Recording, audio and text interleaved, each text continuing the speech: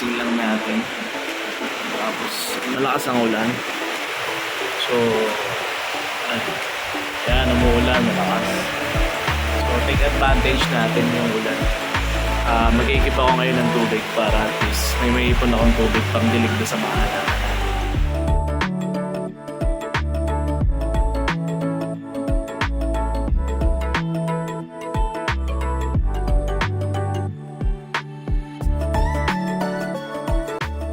So yan, day 2 na tayo. So ito pala yung ginagamit kong pangdilig dun sa halaman din.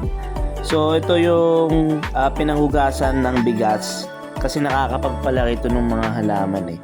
Meron nga siyang grains, so maganda siya para makapag-clone tayo ng mga halaman katulad na itong money plant na dinidiligan ko ngayon.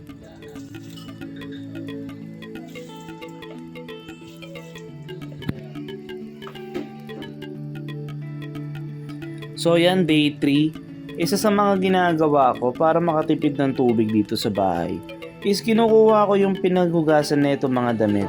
Galing siya sa laundry machine. Ayan, pwedeng gamitin yan sa pambuhos ng inidoro o sa sahig.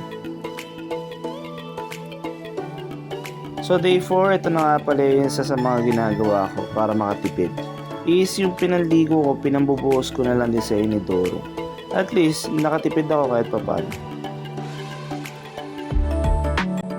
So, palis na kasi tayo ngayon pero last day na pala kasi kailangan ko nang matapos tong video. So, ito yung day 5 natin. Share ko sa inyo yung water conservation tips ko. Ito.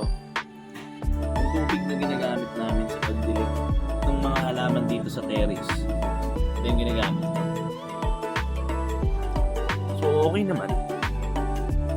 Naman namamatay yung mga halaman. So, good siya sa gamit. Ayun na. Day 5.